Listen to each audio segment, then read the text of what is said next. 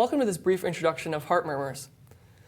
Today I'm going to talk about the four main classes of heart murmurs, as well as how to organize them effectively. Heart murmurs can occur at any one of the four heart valves. That could be the tricuspid valve, the pulmonic valve, the mitral valve, or the aortic valve. But they can also occur in a couple other areas of the heart where there's high pressure or high flow that's meeting a little bit of resistance. And so we'll talk about some of the pathologies that might create heart murmurs in a bit. But I'm going to first draw our framework for heart murmurs. And so I'm going to start by drawing out our main heart sound diagram as it relates to systole and diastole. So we have S1 and S2. Those are our two main heart sounds. And then these are kind of the borders of systole. So S1, that's the closure of the mitral and tricuspid valves, marks the beginning of systole. And then the closure of the aortic and pulmonic valves is the conclusion of systole. And then outside of that is going to be diastole. So diastole actually starts on the right side of my diagram here and then concludes on the left side. So that might be a little bit confusing at first, but trust me, once you start looking at it a little over and over, it starts to make a little bit more sense. And so to start, I'm going to kind of draw the shapes that kind of make up our diagram. And so I'm going to draw here a rectangle that's going to last from S1 to S2. I'm then going to draw a diamond at the top of that rectangle. I'm going to draw a triangle with a point towards the right, starting at S2. And then I'm going to draw another triangle with the point in the middle of diastole, or actually the last third of diastole, and then ending or growing and having the flat surface at S1.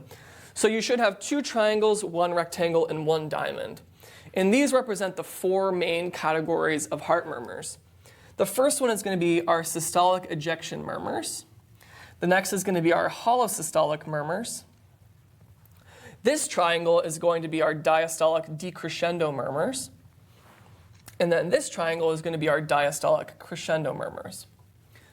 And so the way I think about this is that when the shapes are growing or shrinking, that is representative of either increasing in volume or decreasing in volume. And so our diastolic decrescendo murmurs are starting loud and decrescendoing. Our diastolic crescendo murmurs are starting quiet and getting louder. Our holosystolic murmurs are staying consistent in volume, and our systolic ejection murmurs are quickly crescendoing, then decrescendoing during the middle of systole. And now I'm going to talk about what actual murmurs make up these four classifications. And I'll start with the systolic ejection murmurs. So systolic ejection murmurs, as the name implies, are as a result of the ejection of blood out of the heart during systole. And that's going to be an ejection of blood through a either stenotic or a restricted or obstructed outflow.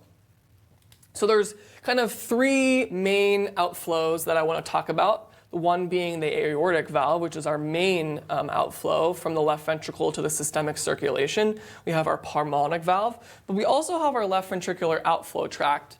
And the left ventricular outflow tract can become obstructed in the instance of hypertrophic obstructive cardiomyopathy. And so all three of those valvular pathologies are going to create a systolic ejection murmur. So I have aortic stenosis, so that's a stenotic aortic valve, of course, so a narrowed aortic valve. Pulmonic stenosis, and hypertrophic obstructive cardiomyopathy. And those are going to make up our three systolic ejection murmurs. Next, I'm going to talk about holosystolic murmurs, and these are murmurs that happen throughout the entire duration of systole, but don't really change much in volume. So rather than them being stenotic valves, it's actually going to be flow, it's going to be regurgitant flow through the other two main heart valves. That's going to be our mitral valve and our tricuspid valve. So we have mitral regurgitation and tricuspid regurgitation making up our two main holosystolic murmurs. Additionally, there is one other pathology in the heart that can cause a holosystolic murmur, and that's going to be a ventricular septal defect.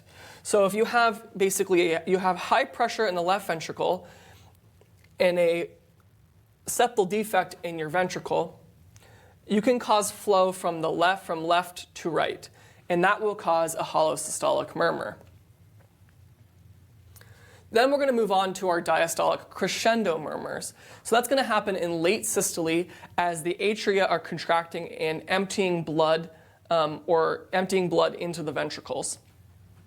And so that's going to be when our tricuspid or mitral valve are stenosed. So if you're thinking about it, if let's say our mitral valve is stenotic and you have a small increase in pressure in the left atria into the left ventricle and you have a systolic valve, that might cause a diastolic crescendo murmur.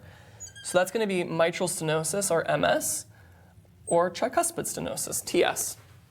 And now there are only two other main valvular pathologies that are going to cause a diastolic decrescendo murmur.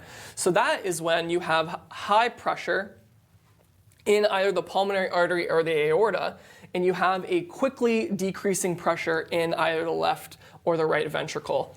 And so that is going to be our aortic regurgitation or pulmonic regurgitation when you get backflow or regurgitant flow through the pulmonic or aortic valves.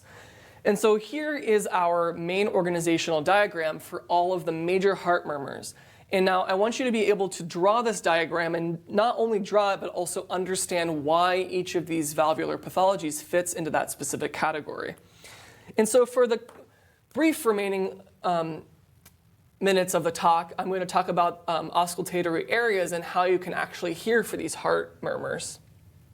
And here I have the sternum. I don't have the ribs just for a little bit of simplicity, but the first auscultatory area is the aortic area. That's going to be in the right upper sternal border. We have our left upper sternal border, which is going to be our pulmonic auscultatory area. We're going to have our left lower sternal border, which is going to be our tricuspid auscultatory area. And then over on the right side, mid-clavicular line, fifth intercostal space is going to be our mitral area. So if you're looking for any one of these specific murmurs, you're going to have to actually listen in that specific area. And the reason being is you have to think about the direction of flow, and in the direction of flow creating that murmur. So for instance, a classic murmur that you can hear in the first auscultatory area is aortic stenosis. That's because flow is occurring from the left ventricle out through the aorta through a stenotic aortic valve that's going to then create a murmur that's going to be directed towards this specific listening area.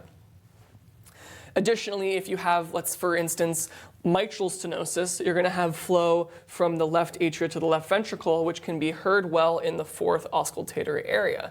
So you have to think about the direction or vector of flow, as well as the pressure differential between the two chambers of the heart or the chamber of the heart in a great vessel that is going to create that murmur.